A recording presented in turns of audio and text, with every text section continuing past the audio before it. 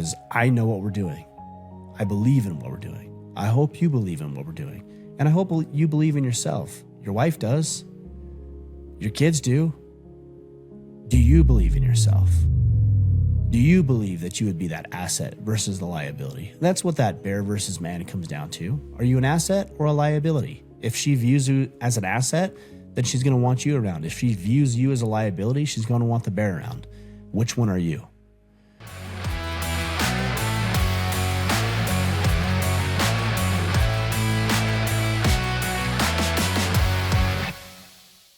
Unless you've been living under a rock, it's likely that you've come across the common thing of the day, which is this man versus bear debate amongst women and social media. And I wanted to address that today. I've been hesitant to address these things. I typically shy away from these pop culture phenomenons because they're ridiculous and stupid.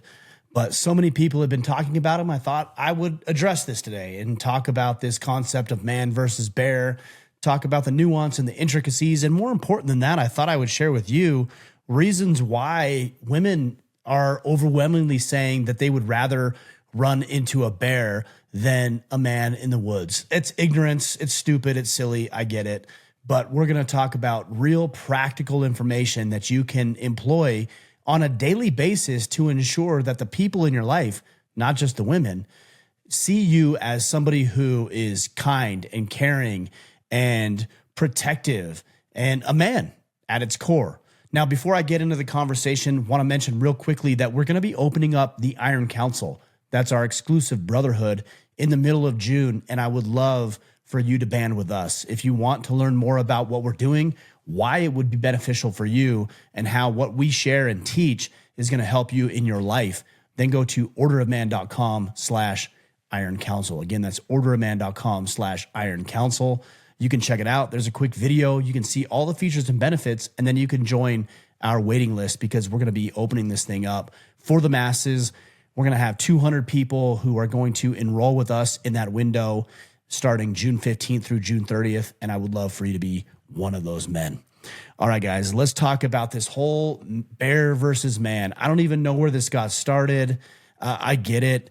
It seems like more and more, I just kind of feel like, frankly, and I'm a little bit bitter and contentious today, so I want to throw that out there, but I feel like more and more we live in this society that just makes a mockery of what it means to be a man. There's no woman in her right mind or in the circumstance would love to find herself confronted with a bear more than she would with a man. I know it's cute. I know it's clever. I know it's funny. I know we're supposed to take it with a grain of salt, but it's stupid. It's dumb.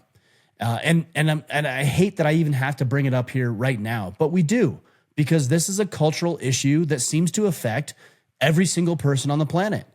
And I'm sorry to say that women are afraid of men. I'm sorry to say that they think that masculinity and manliness are the bane of their existence. I'm sorry to say that there are so many men out there that have perpetuated these myths and these lies and this hurt amongst other women that they actually believe to some degree that they'd rather run into a mauling, carnivorous, incredibly powerful, destructive, dangerous animal than they would a man. So I think it's our job as men to paint not only a positive light regarding what it means to be a man and what contribution we have to society, but also to make sure that we live that. And so I have identified 5 things that we can employ every single day to ensure that this stupid stuff just doesn't take place. Now, look, there's always going to be bitter women.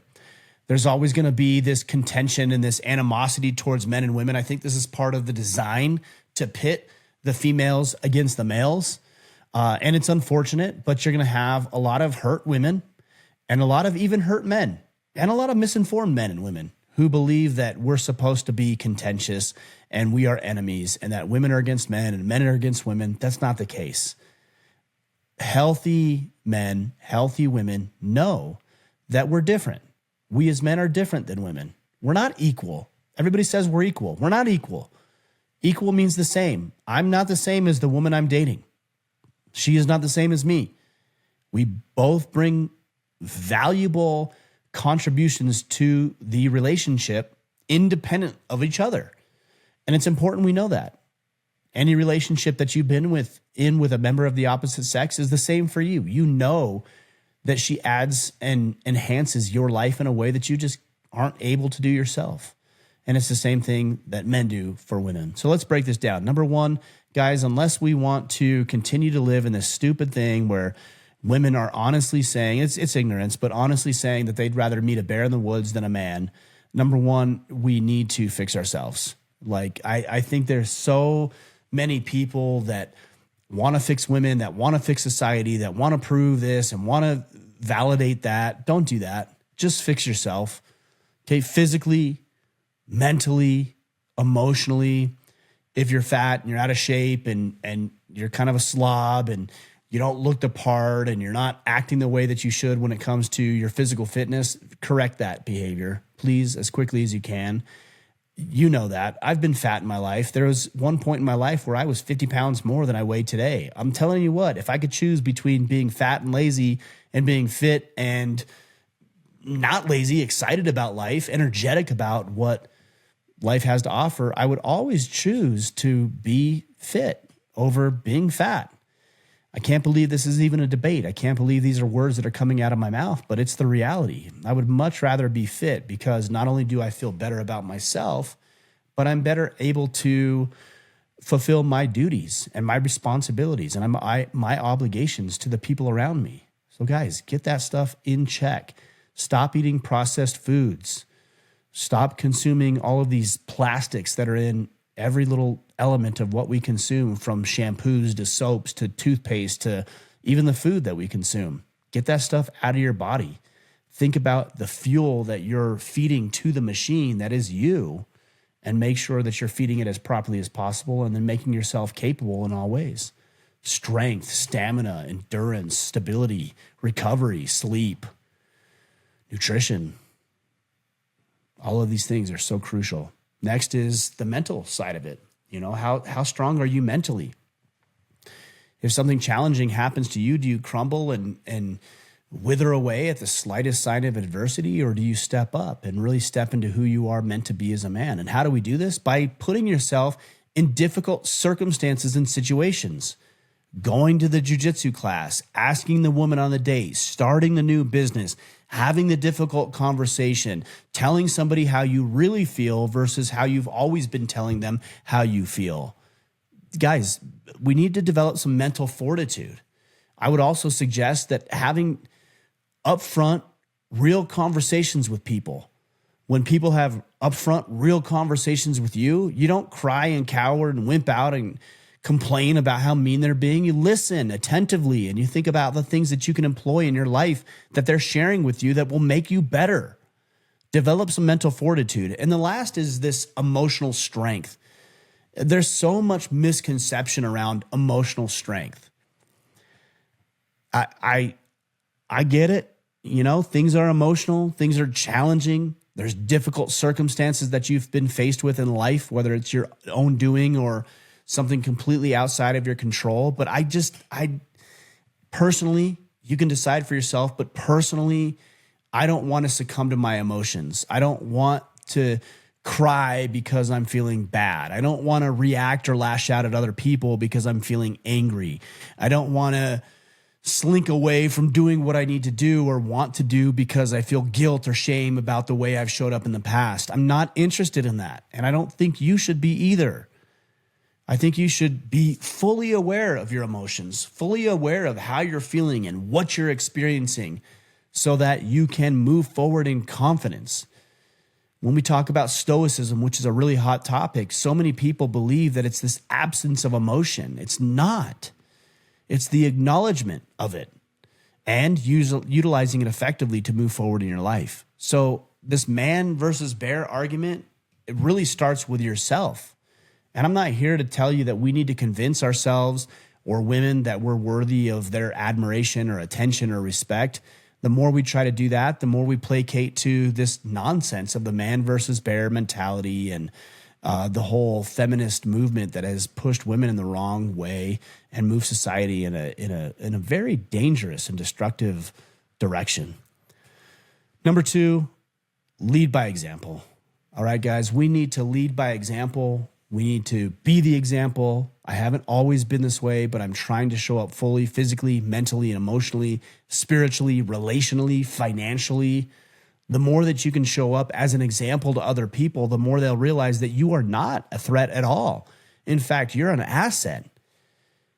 I would love the conversation to move from man versus bear to, if I was faced with a bear, I would love to have a man with me. And that's a metaphor for life.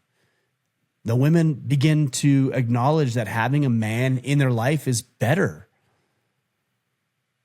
That having a man who's willing to step up between them and destruction is better than going at it alone. And the way that we do that is to lead by example. If we're offering or suggesting or encouraging people to act a certain way, then we need to be acting that way ourselves. None of us are perfect. We all fall short of our ideal and the ideal that we would suggest others live up to. But man, if you aren't working towards that, I don't know what you're doing. Start working towards the kind of man that you want to be. Lead by example. Stand as a beacon or a pillar of virtue and strength and courage. And other people will see that and be compelled to follow, or at least at a minimum to be around you. Number 3, we cannot be controlled by outside factors. How many of you are controlled by your spouse? How many of you are controlled by your boss? How many of you are controlled by your financial circumstances? How many of you are controlled by your clergy members? How many of you are controlled by outside factors that you have absolutely zero control over? Now, we do that by point number 1 and 2, fixing yourself first, leading by example, but you have to get over these people who would love to subjugate you. They want to pat you on the head. They want to tell you to be a good boy. They want you to tell you to do it a certain way and behave this way. And sure, there are elements of masculinity and manliness that are universal, but there's also parts that you just cannot live for somebody else. The more that you live for somebody else, whether it's your spouse or your employer or your friends, the more willing you as a man are willing to jeopardize and sacrifice your own values and virtues.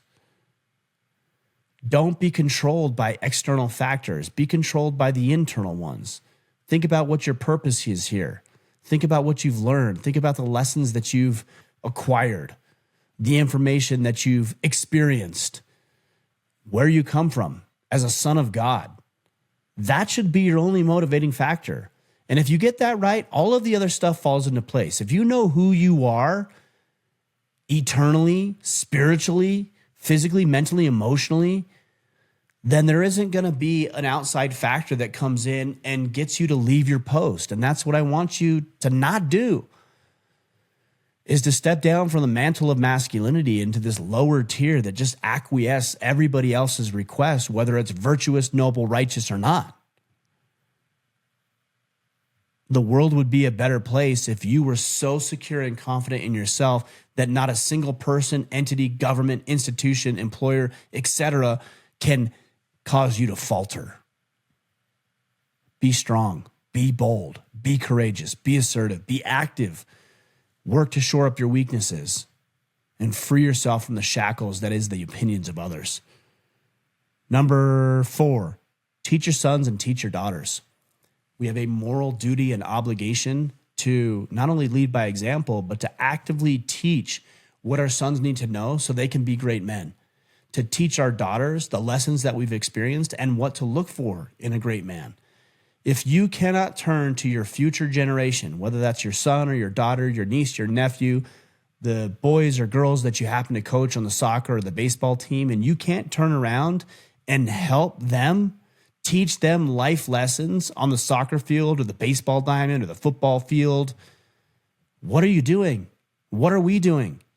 Why are we here? Man, we're here to serve. We're here to lead. We're here to communicate. We're here to articulate. And we're here to give back to the people who need to learn what we have to offer. You've been through all sorts of shit in your life. Whether you're 20, 40, 60, 80, Whether you're a centurion and you're 100 plus years old, you've learned all sorts of things. Don't let that stuff die with you. Share it, impart it, bestow it, gift it to other people so they can benefit from the wisdom that you have experienced over your course of your life. Next, make principled stands. It is so easy to waffle. It's so easy to change your opinion and change who you are and change how you show up based on the way that your wife feels or based on the way that your employer feels, or even, heaven forbid, based on the way a random stranger on the internet feels about you or the issue you're discussing. I've been talking about transgender issues over the past week, I would say, and I can't tell you how much hostility and vitriol is directed at me over the comments that I've made about a man being a man and a woman being a woman. I am not dissuaded from somebody saying that I'm a bigot or I'm a homophobe or a transphobe or I need to educate myself. Or one guy said, you really need to feel guilt and shame for the way you think and your parents should be ashamed. I don't. I'm not really that concerned with how other people view me. I know what is right. I know what is true. I know what is accurate. And I base my life's decisions on truth. And the things that aren't true, I don't make decisions about because it's not dealing and operating in reality. We have a significant portion of this country and the men and women in this country who believe that these are not issues. And I promise you they are. I promise you that you are, unfortunately, the silent majority. I want you to be the vocal majority. I want you to stand on principle and truth and list other people who are standing on the principle of truth and justice and righteousness and honesty. The more of us, and believe me, it's the overwhelming majority of Americans, the more of us who band together and be strong and take stands, the more inspiring it is for other people to take these stands. Guys, the last thing I want to share with you today is that you should enlist other men. Again, we're tying this all back into the bear versus man conversation, which again is completely ridiculous. Any woman that is ever faced down with a grizzly bear who wants to rip her eyeballs out and eat, her fingers for a snack, know that that's not really what you'd want to face. But perception is often reality. And if there's this perception that men are going to take advantage of them, that men are going to misuse them or mistreat them or not protect them the way that we as men do for our women, then of course they're going to start to feel that way. But what we need to do is we need to enlist other men in this battle. It's not enough that you alone do what needs to be done. Clearly, if that were the case, then all the women who answered this bear versus men question would have said men. But it's not you alone.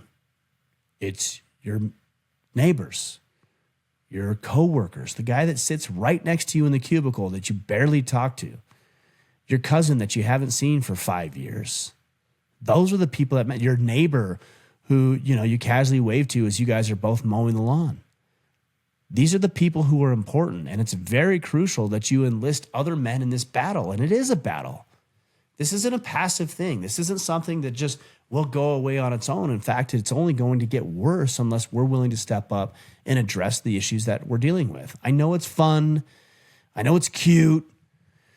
I know there's a lot of social media posts that have gotten a real good laugh out of bear versus man, but again, it's indicative of a greater problem. And to turn the other cheek and assume that this isn't an issue is wrong and will lead us down a path that we're not interested in going. But I think what I can share with you is that the overwhelming majority of what I shared with you today doesn't have to do with how a woman perceives you necessarily, but how you perceive yourself. The work you're willing to do on yourself.